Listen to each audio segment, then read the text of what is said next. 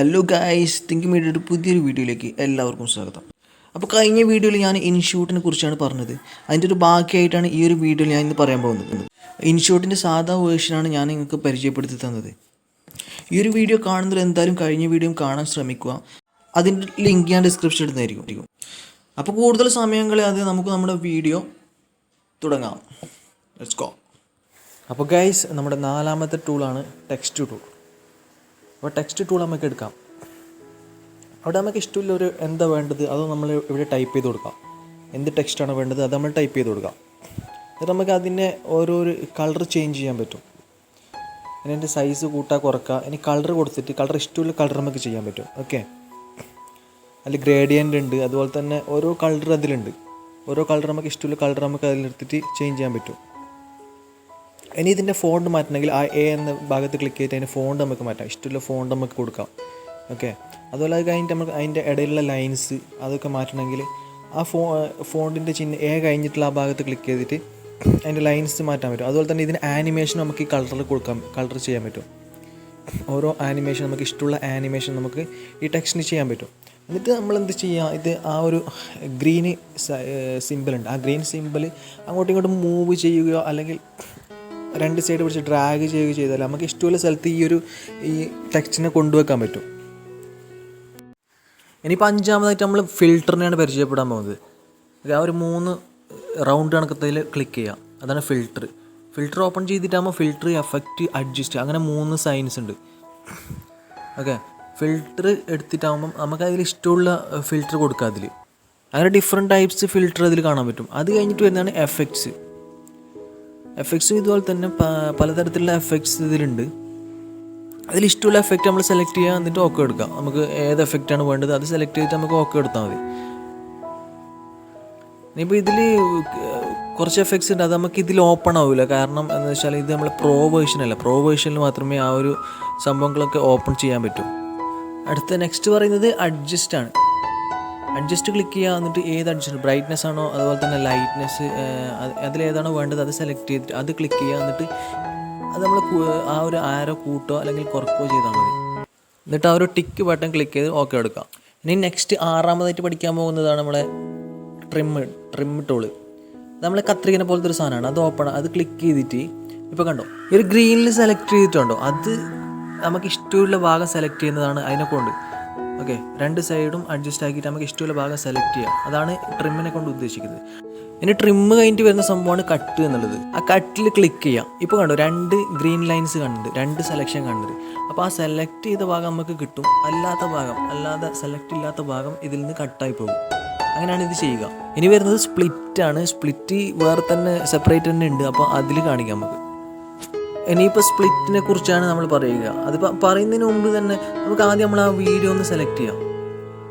നമ്മൾ ആ video select ചെയ്യുമ്പോൾ ഇപ്പോൾ കണ്ടോ, ഇപ്പോൾ ഒറ്റ വീഡിയോ ആയിട്ടാണ് ഇതുള്ളത്. ഇതിനെ സ്പ്ലിറ്റ് ചെയ്യുമ്പോൾ ഇത് 2ആയിട്ട് മാറും. അപ്പോൾ എങ്ങനെയാണെന്ന് വെച്ചാൽ ആ ഒരു വീഡിയോൻ്റെ ഏത് ഭാഗത്ത് സ്പ്ലിറ്റ് ചെയ്യേണ്ടത് അവിടെ നമ്മൾ ആ ഒരു ബാർ കൊണ്ടുവയ്ക്കുക. എന്നിട്ട് ആ സ്പ്ലിറ്റ് ഓപ്ഷൻ ക്ലിക്ക് ചെയ്താൽ മതി. അതായത് 7ാമത്തെ ടൂളായ സ്പ്ലിറ്റ് ഓപ്ഷൻ ക്ലിക്ക് ചെയ്താൽ മതി. ഇത് സ്പ്ലിറ്റ് ചെയ്യുമ്പോൾ കണ്ടോ, ഇനി സ്പ്ലിറ്റ് ചെയ്ത് കഴിഞ്ഞിട്ട് നമ്മൾ ആ ഒരു വീഡിയോ സെലക്ട് ചെയ്യുമ്പോൾ അതിപ്പോൾ 2ആയിട്ട് സ്പ്ലിറ്റ് ചെയ്ത് കാണാൻ പറ്റും നമുക്ക്. കണ്ടോ, ഇപ്പോൾ 2ആയിട്ട് സ്പ്ലിറ്റ് ആയിട്ട് കാണുന്നില്ലേ? ഓക്കെ, അത് റെഡിയായി. ഇനി എന്നിട്ട് ഓക്കെ കൊടുക്കാം. ഓക്കെ കൊടുത്തിട്ട് ഇനി ആ ഒരു സ്പ്ലിറ്റ് ചെയ്ത ഭാഗം നമുക്ക് ഡിലീറ്റ് ചെയ്യണമെങ്കിലാണ് അടുത്ത ഓപ്ഷനായ ഡിലീറ്റ് ഓപ്ഷൻ ഉപയോഗിക്കുന്നത്. അത് 8ാമത്തെ ഓപ്ഷനായ ഡിലീറ്റ് ഓപ്ഷൻ ഉപയോഗിക്കുന്നത്. ആ ഒരു ഭാഗത്ത് കൊണ്ടുവച്ചിട്ട് ഡിലീറ്റ് എന്ന് കൊടുത്താൽ മതി. ആ ഡിലീറ്റ് ഓപ്ഷൻ ക്ലിക്ക് ചെയ്താൽ മതി. അപ്പോൾ ആ ഒരു ഭാഗം നേരത്തെ നമ്മൾ കണ്ട സ്പ്ലിറ്റായിട്ട് 2ആക്കിയ ഭാഗം ഡിലീറ്റ് ആക്കാൻ പറ്റും. ഇനിയിപ്പോൾ ബാക്ക്ഗ്രൗണ്ട് ചേഞ്ച് ചെയ്യണമെങ്കിൽ 9ാമത്തെ ടൂളാണ് ഉപയോഗിക്കുന്നത്. 9ാമത്തെ ആ ഒരു ലൈൻസ് കണക്ക് കാണുന്നൊരു ടൂളുണ്ട്. ആ ഒരു ടൂൾ ഓപ്പൺ ചെയ്യാം. എന്നിട്ട് ഇപ്പോൾ നടുക്ക് കാണുന്നത് കളർ ബാക്ക്ഗ്രൗണ്ട്. ഏത് കളർ ബാക്ക്ഗ്രൗണ്ടാണ് വേണ്ടത് ആ കളർ അവിടുന്ന് സെലക്ട് ചെയ്യാം.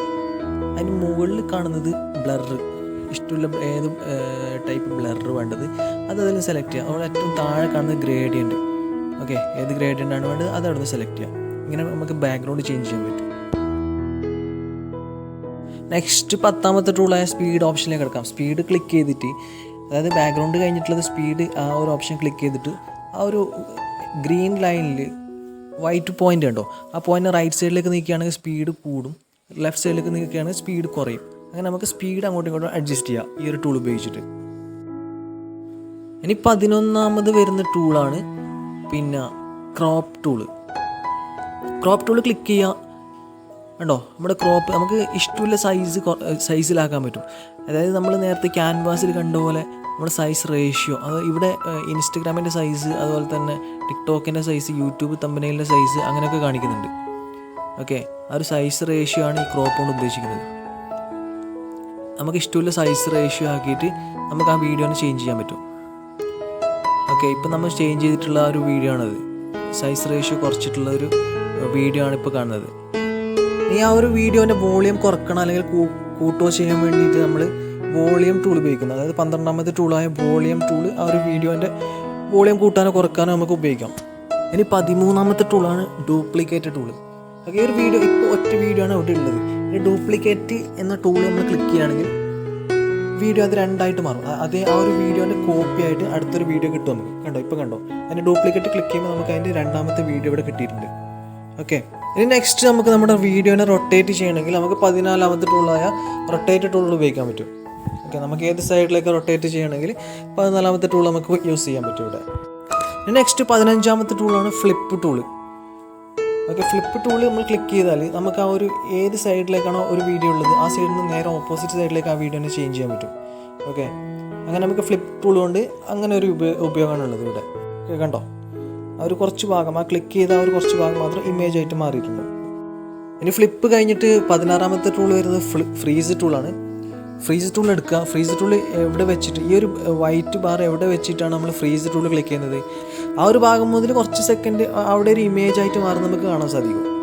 ഇവിടെ ഞാനിപ്പോൾ ആ വൈറ്റ് ബാറിന് വീഡിയോയിൽ ഒരു സ്ഥലത്ത് കൊണ്ടുവച്ചിട്ട് ഫ്രീസ് ഇപ്പോൾ ക്ലിക്ക് ചെയ്തിട്ടുണ്ട്. മിക്ക യൂട്യൂബേഴ്സും വീഡിയോ എഡിറ്റിങ്ങിനൊക്കെ ഈ ഒരു ഇൻഷോട്ടാണ് ഉപയോഗിക്കുന്നത്. അപ്പോൾ ഇൻഷോട്ട് സാധാ വേർഷനിലെ 16 ടൂളിനെ കുറിച്ച് ഇപ്പോൾ ഞാൻ നിങ്ങളോട് പറഞ്ഞിട്ടുണ്ട്, പാർട്ട് 1ഉം പാർട്ട് 2 ആയിട്ട്. ഓക്കെ, പാർട്ട് 1ൽ വീഡിയോ ഞാൻ ലിങ്ക് ഡിസ്ക്രിപ്ഷനിൽ കൊടുക്കുന്നുണ്ട്. അതിപ്പോൾ കാണാത്തവർ അത് പോയി കാണുക. ഓക്കെ, അപ്പോൾ പുതിയൊരു വീഡിയോ ആയി വീണ്ടും കാണുമ്പോഴേക്കും ബൈ ബൈ.